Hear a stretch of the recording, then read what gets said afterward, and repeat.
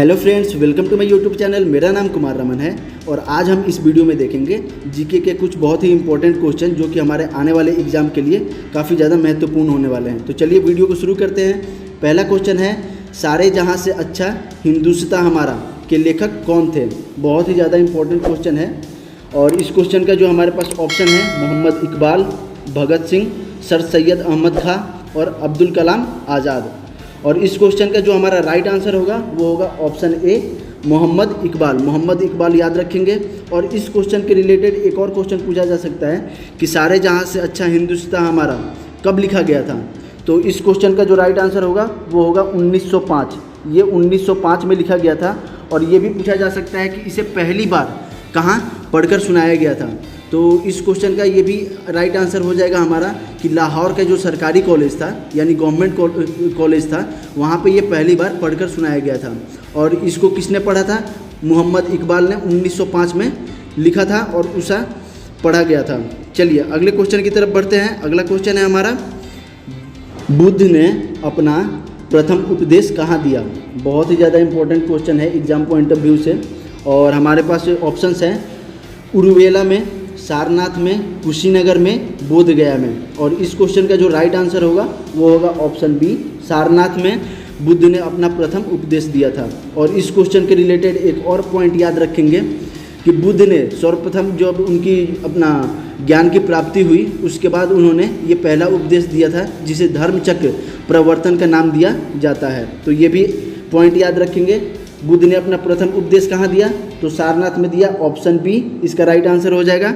बढ़ते हम अगले क्वेश्चन की तरफ। अगला क्वेश्चन है हमारा, जैन और बौद्ध धर्म में ऐसा कौन सा सिद्धांत है जिस पर दोनों धर्म में असहमति है। जिस पे दोनों धर्म में असहमति है। बहुत ही ज़्यादा इंपॉर्टेंट क्वेश्चन है। और हमारे पास ऑप्शन है कठोर तपस्या, नैतिकता पर बल, शुद्ध आचरण पर बल, जाति भेद का खंडन। और इस क्वेश्चन का जो राइट आंसर होगा वो हो जाएगा अपना ऑप्शन ए कठोर तपस्या। कठोर तपस्या याद रखेंगे। ऑप्शन ए इसका राइट आंसर हो जाएगा। जैन और बौद्ध धर्म में ऐसा कौन सा सिद्धांत है जिस पर दोनों धर्म का असहमति है? तो कठोर तपस्या याद रखेंगे। बढ़ते हम नेक्स्ट क्वेश्चन की तरफ। अगला क्वेश्चन है हमारा, पंचायती राज की सबसे बड़ी संस्था कौन सी है। पंचायती राज की सबसे बड़ी संस्था कौन सी है? और इस क्वेश्चन का हमारे पास ऑप्शन है ग्राम परिषद, ग्राम पंचायत, ग्राम सभा, पंचायत समिति। और इस क्वेश्चन का जो हमारा राइट आंसर होगा वो हो जाएगा जिला परिषद यानी ऑप्शन ए। ऑप्शन ए याद रखेंगे, जिला परिषद। चलिए आगे बढ़ते हम अगले क्वेश्चन की तरफ। अगला क्वेश्चन है हमारा, भारतीय संसद में कौन शामिल है। भारतीय संसद में कौन शामिल है? राज्यसभा, लोकसभा, राष्ट्रपति, उपयुक्त सभी। बहुत ही ज़्यादा इंपॉर्टेंट क्वेश्चन है। और इस क्वेश्चन के रिलेटेड एक छोटा सा मैं पॉइंट आपको बताना चाहूँगा ताकि ये क्वेश्चन आपको और ही आसानी से क्लियर हो सके। भारतीय संसद में राष्ट्रपति तथा दोनों सदन यानी लोकसभा और राज्यसभा होते हैं। ठीक है, इस पॉइंट को भी याद रखेंगे। राष्ट्रपति के पास संसद के दोनों में से किसी भी संसद को बुलाने या स्थगित करने का उनके पास शक्ति होता है। यानी राज्यसभा और लोकसभा में जो उनका चलता है उसको वो स्थगित भी कर सकते हैं और वो बुला भी सकते हैं। और ये अधिकार किसके पास होता है? राष्ट्रपति के पास होता है। इस पॉइंट को भी हम याद रखेंगे। और भारतीय संसद का जो संचालन होता है वो सांसद भवन में होता है जो कि दिल्ली में है। और इस क्वेश्चन का जो राइट आंसर होगा वो होगा उपयुक्त सभी यानी राज्यसभा, लोकसभा और राष्ट्रपति। भारतीय संसद में कौन शामिल है? तो ये तीनों शामिल हैं। तो इसी वजह से हमारा राइट आंसर क्या हो जाएगा? Option D. तो इस पॉइंट को भी याद रखेंगे। इसके रिलेटेड कोई भी क्वेश्चन पूछा जा सकता है तो इस पॉइंट से क्लियर हो जाएगा। बढ़ते हम अगले क्वेश्चन की तरफ। अगला क्वेश्चन है हमारा, वर्तमान में राज्य सूची में कितने विषय हैं। बहुत ही ज़्यादा इंपॉर्टेंट क्वेश्चन है, वेरी वेरी इंपॉर्टेंट क्वेश्चन है एग्जाम पॉइंट ऑफ व्यू से। हमारे पास ऑप्शन है 97, 66, 61 और 62। और इस क्वेश्चन में अक्सर हम गलती करते हैं। और इस क्वेश्चन का जो राइट आंसर होगा वो होगा ऑप्शन सी 61। 61 याद रखेंगे। कितनी सूची है? तो 61। और इस क्वेश्चन के रिलेटेड एक छोटा सा पॉइंट याद रखिएगा आप ताकि आपको एग्जाम में मदद मिलेगी। जो राज्य सूची होती है इस सूची में दिए गए विषय पर राज्य सरकार कानून बनाती है। यानी जो राज्य सूची होती है इसके विषय में जो दिए गए होता है ना उससे राज्य सरकार कानून बनाती है। राष्ट्रीय हित से संबंधित होने पर केंद्र सरकार भी कानून बना सकता है, ये भी पॉइंट हम याद रखेंगे।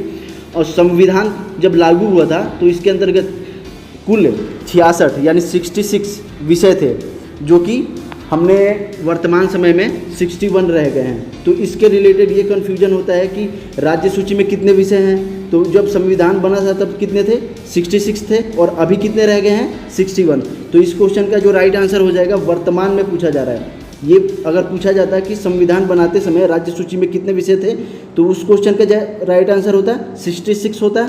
और वर्तमान में अगर पूछा जाए कि राज्य सूची में कितने विषय हैं, तो उसका राइट आंसर हो जाएगा 61। इस पॉइंट को याद रखेंगे और इस क्वेश्चन का राइट आंसर जो होगा 61 होगा।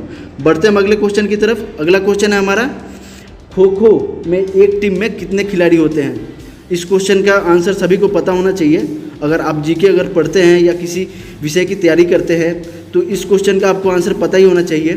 बहुत ही ज़्यादा इंपॉर्टेंट क्वेश्चन है, खेल के रिलेटेड क्वेश्चन है, तो ये इंपॉर्टेंट क्वेश्चन है। तो इस क्वेश्चन को भी हम एक्सप्लेन करेंगे। हमारे पास ऑप्शन है 9 खिलाड़ी, 10 खिलाड़ी, 11 खिलाड़ी और 12 खिलाड़ी। तो खो खो खेल जो होता है उसमें 15-15 खिलाड़ी होते हैं, इस चीज़ को हम याद रखेंगे। पर इसमें क्या होता है कि जो टीम जो खेलती है, यानी टीम ए और टीम बी, यानी 2 टीम इसमें खेलती है, तो प्रत्येक टीम में 9 खिलाड़ी खेल में भाग लेते हैं। वही खेल जो अपना खेलते हैं जो खिलाड़ी, एक टाइम पे 9 टीम होनी चाहिए दोनों टीम में। और इसमें जो खेल में जो होते हैं उनका एक रेफरी होता है, 2 अंपायर होते हैं, एक टाइम कीपर होता है और 2 स्कोरर होता है। इस चीज़ को भी याद रखेंगे। और इस खेल में कितने खिलाड़ी होते हैं, एक टीम में 9 खिलाड़ी होते हैं, यानी 9 खिलाड़ी दोनों टीम में होने चाहिए। तो इस क्वेश्चन का राइट आंसर होगा ऑप्शन ए। इस चीज़ को याद रखेंगे। बढ़ते हम अगले क्वेश्चन की तरफ। अगला क्वेश्चन है, हॉकी की एक टीम में कितने खिलाड़ी होते हैं। हॉकी की एक टीम में कितने खिलाड़ी होते हैं, ये भी खेल के रिलेटेड क्वेश्चन है।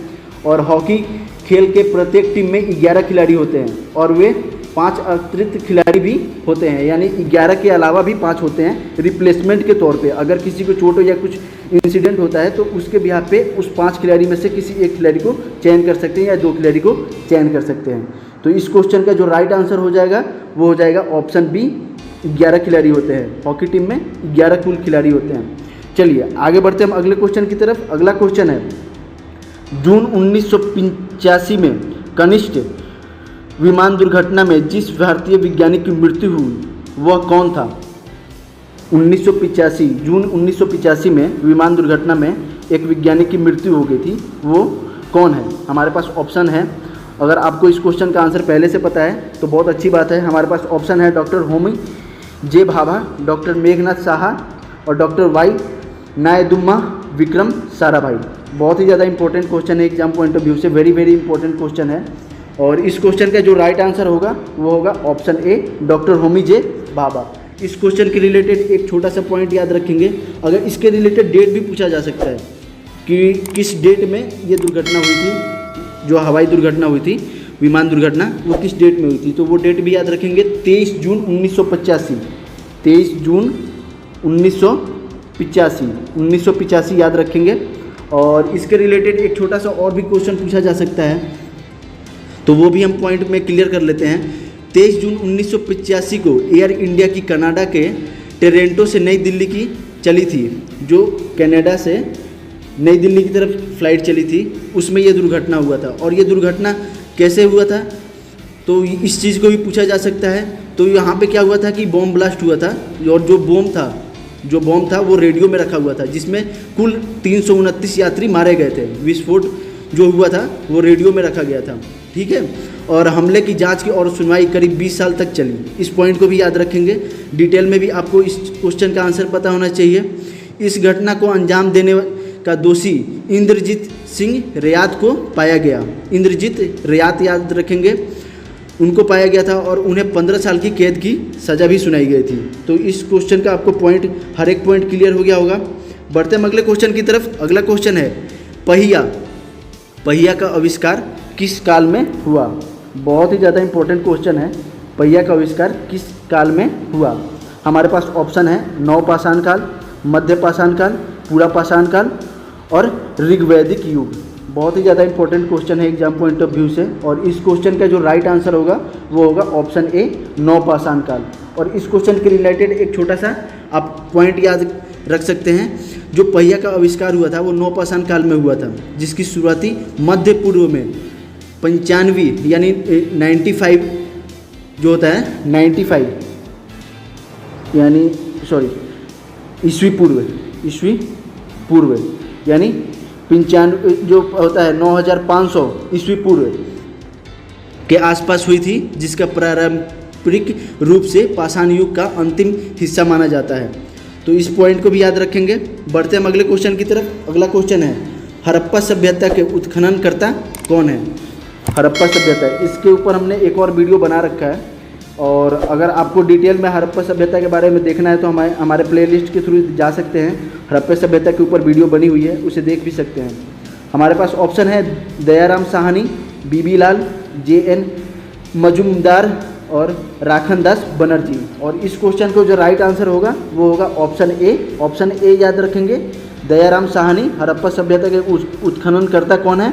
तो दयाराम साहनी याद रखेंगे। और इस क्वेश्चन के रिलेटेड एक छोटा सा पॉइंट याद रखेंगे, 1921 साल याद रखेंगे। 1921 में जब जॉन मार्शल भारत के पुरातत्व विभाग के निर्देशक थे, तब दयाराम साहनी ने इस जगह पर सर्वप्रथम खुदाई का कार्य करवाया था। तो इस क्वेश्चन का जो राइट आंसर हो जाएगा वो हो जाएगा दयाराम साहनी। चलिए बढ़ते हैं अगले क्वेश्चन की तरफ। अगला क्वेश्चन है हमारा, सिंधु घाटी सभ्यता के लोग किससे अपरिचित थे? यानी जो उस समय के जो लोग थे, सिंधु घाटी सभ्यता के लोग थे, वो किससे अपरिचित थे? तांबे से, लोहे से, आग से, कृषि से। बहुत ही ज़्यादा इंपॉर्टेंट क्वेश्चन है, वेरी वेरी इंपॉर्टेंट क्वेश्चन। ये 2 बार SSC में भी पूछा गया है, और मेरे को लगता है कि ये करीब 3 बार है, हाँ करीब 3 बार RRB में भी पूछा गया है ये क्वेश्चन। तो ये बहुत ज़्यादा इंपॉर्टेंट क्वेश्चन है। इस क्वेश्चन का जो राइट आंसर होगा वो होगा ऑप्शन बी, लोहे से। सिंधु घाटी सभ्यता के लोग अपरिचित थे लोहे से। ऑप्शन बी इसका राइट आंसर हो जाएगा। बढ़ते हम अगले क्वेश्चन की तरफ। अगला क्वेश्चन है, मिस यूनिवर्स 2012 कौन है? बहुत ही ज़्यादा इंपॉर्टेंट क्वेश्चन है, और इस क्वेश्चन का हमारे पास ऑप्शन है ओलिविया कल्पो, जेनी तुगोनो, लीला लोपजे, शिल्पा सिंह। और इस क्वेश्चन का जो राइट आंसर होगा वो हो जाएगा हमारा ऑप्शन ए, ओलिविया कल्पो। और ओलिविया कल्पो कहाँ की थी? अमेरिका थी, अमेरिका से रहने वाली थी ओलिविया कल्पो, और 2012 में वो मिस यूनिवर्स चुनी गई थी। बढ़ते हम अगले क्वेश्चन की तरफ। अगला क्वेश्चन है हमारा, सारनाथ स्तंभ का निर्माण किसने करवाया? सारनाथ स्तंभ का निर्माण किसने करवाया? और हमारे पास ऑप्शन है अशोक, अकबर, बिंबिसार और कलिंग। बहुत ही साइंस के ये अपना हिस्ट्री के रिलेटेड क्वेश्चन है, और इस क्वेश्चन के जो राइट आंसर होगा वो होगा ऑप्शन ए, अशोक। अशोक स्तंभ के नाम से भी इसे जानते हैं। सारनाथ का जो स्तंभ है उसे अशोक स्तंभ के नाम से भी हम जानते हैं। और जो सारनाथ का स्तंभ है उसके ऊपर शेर, यानी जो अपना शेर का जो है प्रतिमा बना हुआ है, और उसके नीचे अशोक चक्र और बैल का भी प्रतिमा बना हुआ है। इस पॉइंट को भी याद रखेंगे। इसको अलग तरीके से भी क्वेश्चन में पूछा जा सकता है, तो ये पॉइंट क्लियर होना चाहिए। तो चलिए बढ़ते हम अगले क्वेश्चन की तरफ। अगला क्वेश्चन है हमारा, व्यापार की दृष्टि से संसार का सबसे अधिक व्यस्तम महासागर कौन सा है? बहुत ही ज़्यादा इंपॉर्टेंट क्वेश्चन है, और ये क्वेश्चन एक बार SSC में भी पूछा गया है। हमारे पास ऑप्शन है उत्तरी प्रशांत महासागर, दक्षिणी प्रशांत महासागर, अटलांटिक महासागर, हिंद महासागर। और इस क्वेश्चन का जो राइट आंसर होगा वो होगा ऑप्शन सी, अटलांटिक महासागर। तो इस क्वेश्चन को याद रखेंगे और इस पॉइंट को भी याद रखेंगे। बढ़ते हम अगले क्वेश्चन की तरफ। अगला है, झेलम नदी किनारे बसा कौन सा शहर है? झेलम नदी के किनारे कौन सा शहर बसा हुआ है? श्रीनगर, लुधियाना, पटियाला, अमृतसर। और इस क्वेश्चन का जो राइट आंसर होगा वो होगा ऑप्शन ए। इस टाइप के क्वेश्चन पूछे जाते हैं एग्जाम में कि किस नदी के किनारे कौन सा शहर बसा हुआ है, तो इसके रिलेटेड आपको लगभग एक क्वेश्चन तो मिल ही जाता है एग्जाम में, तो इम्पोर्टेंट है एग्जाम पॉइंट ऑफ व्यू से। और इसके रिलेटेड एक छोटा सा पॉइंट भी याद रखेंगे, झेलम जो नदी है उत्तर भारत में बहने वाली एक नदी है, यानी ये कहाँ बहती है? उत्तर भारत में बहती है। तो एक पॉइंट आपका यहाँ से क्लियर हो जाएगा। झेलम नदी का उद्गम स्थल कहाँ से होता है? तो जम्मू कश्मीर के शेषनाग या बेड़ी नाग से निकलता है। तो 2 पॉइंट आपका क्लियर हो जाएगा। झेलम नदी की लंबाई भी पूछी जा सकती है, तो झेलम नदी की लंबाई जो होती है 725 किलोमीटर है। ठीक है, तो इस पॉइंट को भी याद रखेंगे। झेलम नदी की लंबाई कितनी है, तो 725 किलोमीटर है। और वास्तविक नाम है, जो झेलम नदी का वास्तविक नाम क्या है, वितस्ता झेलम। वितस्ता झेलम याद रखेंगे, इसका वास्तविक नाम क्या है झेलम नदी का, वितस्ता झेलम। तो इस क्वेश्चन के रिलेटेड 4-5 क्वेश्चन हमने डिस्कस कर लिया। बढ़ते हम अगले क्वेश्चन की तरफ। अगला क्वेश्चन है, विश्व में सर्वाधिक रबर का उत्पाद कहाँ होता है। जो रबर जो होता है, जो पेंसिल लिखते हैं और उसे मिटाने के काम आता है, उसे रबर कहते हैं, ठीक है। तो विश्व में सर्वाधिक रबर का उत्पाद कहाँ होता है। ऑप्शन है मलेशिया, केन्या, श्रीलंका, ब्राज़ील। और ये क्वेश्चन के रिलेटेड छोटा मोटा और भी हम क्वेश्चन क्रिएट हो सकता है, उसको भी हम डिटेल में एक्सप्लेन करेंगे। और इस क्वेश्चन का जो राइट आंसर होगा वो हो जाएगा ऑप्शन ए मलेशिया। अब इस क्वेश्चन के रिलेटेड जो पॉइंट है उस पॉइंट को भी हम डिस्कस कर लेते हैं। थाईलैंड, इंडोनेशिया, मलेशिया, भारत, चीन तथा श्रीलंका प्रमुख उत्पादक देश हैं। तो इसके प्रमुख उत्पादक देश भी पूछे जा सकते हैं। तो हमारे पास ऑप्शन है थाईलैंड, इंडोनेशिया, मलेशिया, भारत और चीन तथा श्रीलंका। ये प्रमुख जो देश हैं वो रबर उत्पादक के लिए माने जाते हैं। तो इसमें भारत का भी नाम शामिल है। अब भारत जो है विश्व उत्पादन में चौथा स्थान है, यानी भारत, तो अब पूछा जाए रबर में किस स्थान पे है, यानी भारत जो है रबर उत्पादन में किस स्थान पे है, तो चौथे स्थान पे है। परंतु घरेलू उत्पाद ज़्यादा होने के कारण रबर जो होता है उसका आयात भी करता है भारत। तो भारत हो गया इसमें। बढ़ते हम अगले क्वेश्चन की तरफ। अगला क्वेश्चन है हमारा, विश्व प्रसिद्ध पिरामिड कहाँ स्थित है। विश्व प्रसिद्ध पिरामिड कहाँ स्थित है, बहुत ही ज़्यादा इंपॉर्टेंट क्वेश्चन है। और इस क्वेश्चन का जो राइट आंसर होगा वो होगा ऑप्शन ए मिस्र। मिस्र आपको भी पता होगा, इस क्वेश्चन का मैक्सिमम लोगों का आंसर पता होगा मिस्र। विश्व प्रसिद्ध पिरामिड कहाँ पे है, तो इसका ऑप्शन ए हो जाएगा राइट आंसर, मिस्र में है। इस क्वेश्चन के रिलेटेड एक छोटा सा और पॉइंट मैं ऐड करना चाहूँगा ताकि आपका कंसेप्ट इसके रिलेटेड क्लियर हो जाए। ग्रेट गीज़ा पिरामिड, इसको ग्रेट गीज़ा पिरामिड के नाम से भी जाना जाता है। तो इस पॉइंट को भी याद रखिएगा।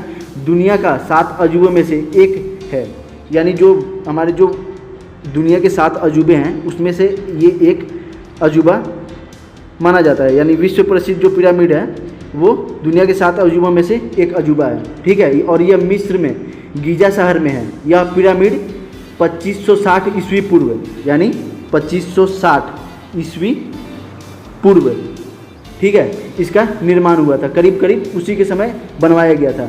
यह पिरामिड 10 से 20 साल में बनकर तैयार हुआ था और इसे मिस्र के राजा फराओ कुफू ने बनवाया था। किसने बनवाया था, फराओ कुफू ने बनवाया था। मिस्र के जो राजा थे उन्होंने बनवाया था। और इसको बनवाने में कितना टाइम पीरियड लगा था, तो 10 से 20 साल टाइम पीरियड लगा था। तो ये भी आपको पता होना चाहिए। बढ़ते हम अगले क्वेश्चन की तरफ। अगला क्वेश्चन है हमारा, सबरीगिरी परियोजना का संबंध किस राज्य से है। सबरीगिरी परियोजना का संबंध किस राज्य से है। ये जो क्वेश्चन है ये स्टेट के लेवल के जो एग्ज़ाम होते हैं उसमें अक्सर पूछे जाते हैं, क्योंकि ये जो क्वेश्चन होते हैं ना स्टेट लेवल के रिलेटेड ही होते हैं।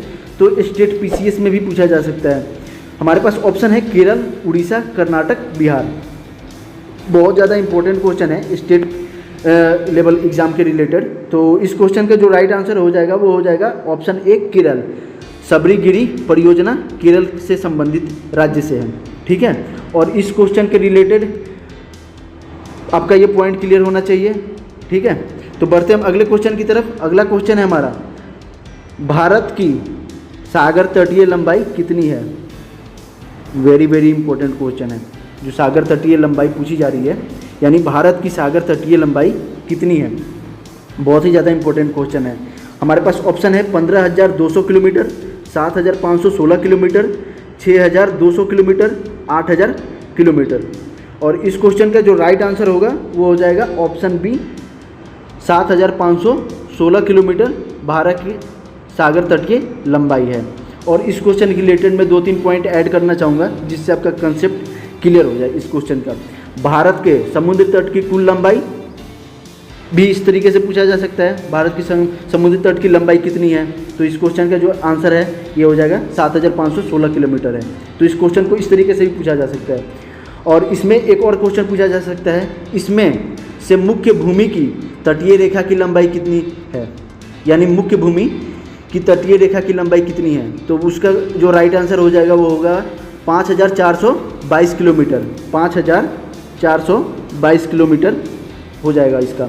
और द्वीप प्रदेशी की तटीय रेखा की लंबाई अगर पूछा जा सकता है तो उसका हो जाएगा 2094 किलोमीटर। 2094 किलोमीटर। कहाँ से? तो इसका जो है द्वीप प्रदेशों की तटीय रेखा की लंबाई 2094 किलोमीटर है। तो दोनों पॉइंट को याद रखेंगे, इस क्वेश्चन का कंसेप्ट क्लियर हो जाएगा आपका। बढ़ते हम अगले क्वेश्चन की तरफ। अगला क्वेश्चन है, चीन और अरुणाचल प्रदेश की सीमा पर स्थित दर्रा कौन सा है? चीन और अरुणाचल प्रदेश की सीमा पर स्थित दर्रा कौन सा है? हमारे पास ऑप्शन है योग्याप, दीपाक, चौकान, तंगुक। और इस क्वेश्चन का जो राइट आंसर होगा वो हो जाएगा ऑप्शन ए योग्याप। ऑप्शन ए याद रखेंगे, योग्याप। बहुत ही ज़्यादा इंपॉर्टेंट क्वेश्चन है एग्जाम पॉइंट ऑफ व्यू से। तो इस क्वेश्चन को आप याद कर लीजिए, रट लीजिए, जैसे हो वैसे आप कर लीजिए। आगे बढ़ते हैं अगले क्वेश्चन की तरफ। अगला क्वेश्चन है, भारत में परमाणु ऊर्जा के जनक कौन है? भारत में परमाणु ऊर्जा के जनक कौन है, यानी फादर कौन है? हमारे पास ऑप्शन है doctor Raja Ramanna, doctor Homi Jehangir Bhabha, doctor Chandrasekhar, doctor Chidambaram. बहुत ही ज़्यादा इंपॉर्टेंट क्वेश्चन है। और इस क्वेश्चन का जो राइट आंसर होगा वो हो जाएगा अपना option B, doctor Homi Jehangir Bhabha, जिनकी विमान दुर्घटना में मृत्यु हो गई थी। इनकी विमान दुर्घटना में मृत्यु हो गई थी। इस क्वेश्चन को हमने डिस्कस भी किया था ऊपर। और इस क्वेश्चन का राइट आंसर हो जाएगा ऑप्शन बी, भारत के परमाणु ऊर्जा के जनक कौन है? तो डॉक्टर होमी जहांगीर भाभा। इस क्वेश्चन के रिलेटेड एक छोटा सा मैं पॉइंट ऐड करना चाहूँगा। जो होमी जहांगीर भाभा भारतीय परमाणु ऊर्जा कार्यक्रम के जनक कहा जाते हैं, और उनका जो जन्म हुआ था वो भी पूछा जा सकता है कि होमी जहांगीर भाभा का जन्म कहाँ हुआ था और कब हुआ था। तो उनका जन्म हुआ था मुंबई में, एक पारसी परिवार में हुआ था। और इनका जो जन्म हुआ था 30 अक्टूबर 1909। 30 अक्टूबर 1909 याद रखेंगे। जो डॉक्टर होमी जहांगीर भाभा है उनका जन्म हुआ था 30 अक्टूबर 1909। और कहाँ जन्म स्थान है इनका? मुंबई। तो इस क्वेश्चन के रिलेटेड ये भी पॉइंट याद रखेंगे। बढ़ते हम अगले क्वेश्चन की तरफ। अगला क्वेश्चन है, डायनामाइट के आविष्कारक कौन है? डायनामाइट एक प्रकार का बॉम्ब है, ठीक है। और हमारे पास ऑप्शन है अल्फ्रेड नोबल, न्यूटन, प्रिस्टले, रैकजे। और इस क्वेश्चन का जो राइट आंसर होगा वो होगा option A Alfred Nobel. Alfred Nobel याद रखेंगे। डायनामाइट एक प्रमुख विस्फोटक है और इसका आविष्कार अल्फ्रेड नोबल ने किया था, ठीक है। तो ऑप्शन ए इसका राइट आंसर हो जाएगा। बढ़ते हम अगले क्वेश्चन की तरफ। अगला क्वेश्चन है, किसी उच्च न्यायालय के मुख्य न्यायाधीश की नियुक्ति कौन करता है? इस क्वेश्चन को हम बहुत ही ज़्यादा डिटेल में एक्सप्लेन करेंगे। किसी उच्च न्यायालय के मुख्य न्यायाधीश की नियुक्ति कौन करता है? ऑप्शन है हमारे पास राष्ट्रपति, प्रधानमंत्री, उच्चतम न्यायालय के प्रधान न्यायाधीश, उपरोक्त राज्य के मुख्यमंत्री, यानी जो इस राज्य का वो अपना उच्च न्यायालय होगा उनके मुख्यमंत्री। और इस क्वेश्चन का जो राइट आंसर होगा वो हो जाएगा ऑप्शन ए राष्ट्रपति। किसी भी उच्च यानी किसी भी उच्च न्यायालय के जो मुख्य न्यायाधीश होते हैं उसकी नियुक्ति कौन करता है? राष्ट्रपति करते हैं। हमारे पास पूरे भारत में अलग क्वेश्चन इसके रिलेटेड 2-3 क्वेश्चन पूछे जा सकते हैं, उसको हम डिक्लेयर करते हैं अभी। उच्च न्यायालय, पूरे भारत में उच्च न्यायालय की संख्या कितनी है? तो पूरे भारत में उच्च न्यायालय की संख्या 25 है। और 1 जनवरी 2019 से पहले जो पूरे भारत में उच्च न्यायालय की संख्या थी वो थी 24। और जो 25वां उच्च न्यायालय है वो कहाँ पे अपना बना हुआ है?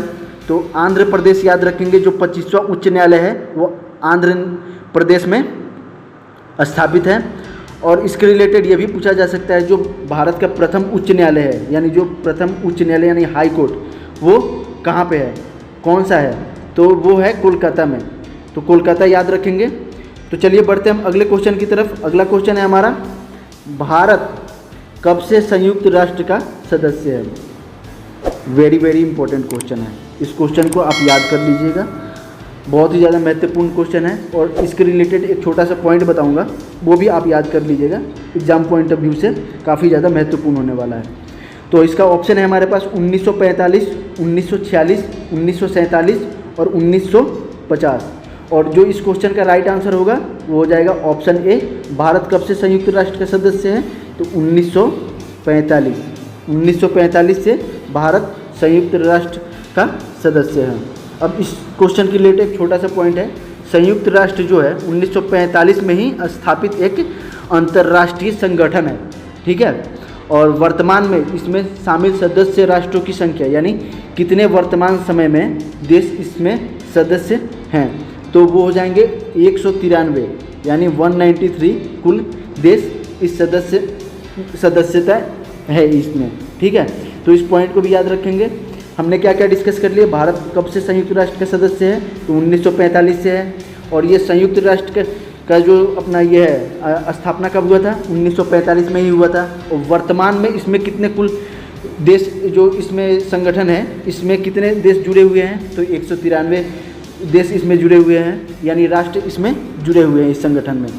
तो चलिए अपने वीडियो को यहीं पे एंड करते हैं। अगर आपको ये वीडियो पसंद आई तो वीडियो को लाइक कीजिएगा, शेयर कीजिएगा, कमेंट कीजिएगा। अगर आपने अब तक हमारा चैनल सब्सक्राइब नहीं किया तो चैनल को सब्सक्राइब कर लीजिए, बेल आइकन दबा लीजिए ताकि हमारे वीडियो का नोटिफिकेशन आप तक पहुंचता रहे। तब तक के लिए जय हिंद, जय भारत।